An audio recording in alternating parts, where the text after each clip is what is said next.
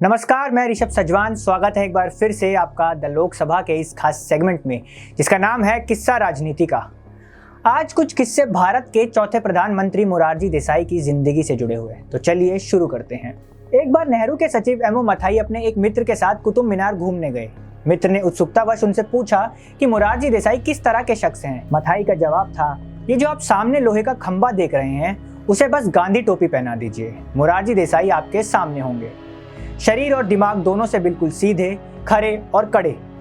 नेहरू ने एक बार मथाई से कहा था कि भारतीय राजनीति में जिन दो सबसे खरे लोगों से उनका वास्ता पड़ा था वो थे पुरुषोत्तम दास टंडन और मोरारजी देसाई।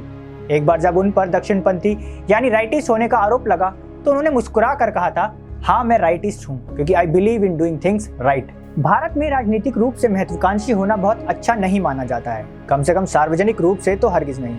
लेकिन मोरारजी भाई ने प्रधानमंत्री बनने की अपनी इच्छा को कभी नहीं छिपाया। नेहरू के निधन के बाद मशहूर पत्रकार कुलदीप नैयर लाल बहादुर शास्त्री का संदेश लेकर मोरारजी देसाई के पास गए कि अगर वो जयप्रकाश नारायण और इंदिरा गांधी में से किसी एक नाम पर सहमत हो जाते हैं तो मैं प्रधानमंत्री का चुनाव नहीं लड़ूंगा। जब नैयर ने शास्त्री का संदेश मोरारजी देसाई को दिया तो उन्होंने छूटते ही कहा, जयप्रकाश नारायण वो तो संभ्रमित व्यक्ति है और Indira Gandhi that chit of a girl. Morarji के बेटे कांति देसाई ने नैयर से कहा, अपने शास्त्री जी से कहिए कि बैठ जाएं, मोरारजी देसाई को वो हरा नहीं पाएंगे। कुलदीप नैयर ने आते ही यूएनआई टिकर पर कहानी की जिसका शीर्षक था, मोरारजी ने सबसे पहले अपनी टोपी रिंग में फेंकी। इस कहानी का ये असर हुआ कि अगले दिन संसद भवन में कामराज ने कुलदीप नैयर के कान में फुसफुसा कर कहा, थैंक यू। शास्त्री ने भी उन्हें फौरन बुलाकर कहा, अब कोई कहानी लिखने की जरूरत नहीं, मुकाबला खत्म हो चुका है। मोरारजी देसाई ने इसके लिए कुलदीप नैयर को कभी माफ नहीं किया। उन्होंने समझाने की कोशिश की कि इसके लिए अपने समर्थकों को दोष देना चाहिए जो नेहरू की अंत्येष्टि के दिन ही लोगों से कहते फिर रहे थे कि प्रधानमंत्री पद उनकी जेब में है।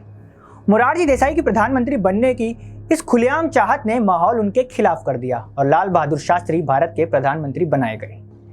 शास्त्री के देहांत के बाद भी उन्होंने प्रधानमंत्री बनने की कोशिश की लेकिन उन्हें पर्याप्त समर्थन नहीं मिल पाया।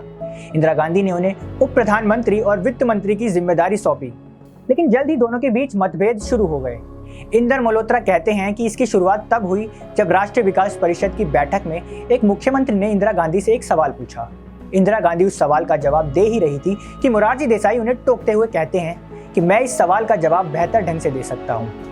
पीएन अक्सर ने बाद में बताया कि उसी दिन से इंदिरा गांधी ने तय कर लिया था कि मोरारजी उनके मंत्रिमंडल में नहीं रहेंगे। बाद में कांग्रेस के राष्ट्रपति पद के उम्मीदवार, बैंकों के राष्ट्रीयकरण और प्रीवी वर्ष के मुद्दे पर इंदिरा गांधी से उनका टकराव इस हद तक बढ़ा कि इंदिरा ने उनसे वित्त मंत्रालय ले लेने का फैसला किया। मोरारजी देसाई ने इंदिरा गांधी को पत्र लिखकर कहा कि वो उप प्रधानमंत्री के पद पर भी नहीं रहना चाहेंगे। मोरारजी देसाई ने दीवानगी की हद तक शराबबंदी का समर्थन किया। उनकी अपना मूत्र पीने की वकालत भी अधिकतर भारतीयों के गले नहीं उतरी। 1978 में जब मोरारजी देसाई फ्रांस की सरकारी यात्रा पर गए तो वो वहां भारतीय राजदूत आर.डी. साठे के घर ठहरे। भारतीय खुफिया एजेंसी के रॉ के पूर्व अधिकारी बी रमन अपनी किताब काउबॉयज ऑफ रॉ में लिखते हैं कि जब प्रधानमंत्री देसाई वापस दिल्ली चले गए तो वो साठे साहब के घर गए। जब उनका नौकर ड्रिंक सर्व कर रहा था तो राजदूत की पत्नी ने उनसे कहा, तुम नए गिलास इस्तेमाल कर रहे हो ना? फिर वो मेरी तरफ मुड़कर बोली कि मुझे पता नहीं कि मोरारजी अपना मूत्र पीने के लिए कौन सा गिलास इस्तेमाल कर रहे थे, इसलिए मैंने सभी पुराने गिलासों को फिकवा दिया है।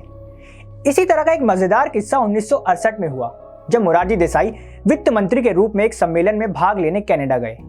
उनके साथ मशहूर अर्थशास्त्री लक्ष्मीकांत झा भी थे जिन्हें वो काफी पसंद करते थे। उस समय आईसीएस अधिकारी वेंकटाचार्य कनाडा में भारत के उच्चायुक्त थे। जॉर्ज वर्गीज अपनी आत्मकथा फर्स्ट ड्राफ्ट में लिखते हैं, एक दिन काम जल्दी खत्म हो जाने के बाद झा और वेंकटाचार्य ने मोरारजी देसाई को मनाया कि वो एक नाइट क्लब चलें। देसाई ने पहले तो मुंह बनाया लेकिन इन दोनों ने तर्क दिया कि जिन चीज़ों का आप विरोध करते रहे हैं उनको अपनी आंखों से देख लेने और उनका अनुभव कर लेने के बाद आप बेहतर ढंग से उनका विरोध कर पाएंगे। आखिरकार तीनों लोग एक नाइट क्लब में पहुंचे। बैठते ही एक बार टेंडर लड़की ने मोरारजी से पूछा, आप क्या पीना पसंद करेंगे? मोरारजी ने बेरुखी से जवाब दिया, मैं शराब नहीं पीता। लड़की ने मोरारजी भाई की गोद में बैठने की कोशिश करते हुए चुहल की, so you want your dam to be sober, यानी कि तो आप चाहते हैं कि आपकी साथी आपके सामने सोबर रहे। स्तब्ध मोरारजी देसाई ने लड़की को रफा दफा करते हुए कहा, मुझे लड़कियां पसंद नहीं हैं। इस पर वो लड़की बोली, आप सज्जन पुरुष कतई नहीं हैं। मोरारजी देसाई ने बिना कुछ पिए नाइट क्लब से उठने का फैसला किया। झा और वेंकटाचार्य को भी बेमन से वहां से उठना पड़ा। अपने निजी और सार्वजनिक जीवन में देसाई जितने विवादास्पद रहे हों, लेकिन उन्हें भारत और पाकिस्तान के सर्वोच्च नागरिक सम्मान भारत रत्न और निशाने पाकिस्तान से सम्मानित किया गया। उनकी ईमानदारी और संयम को कुछ हलकों में पसंद किया गया, लेकिन अधिकतर लोगों की नज़र में वो एक रूढ़िवादी शख्स थे जिनके जीवन में राजनीतिक लचीलेपन के लिए बहुत कम जगह थी।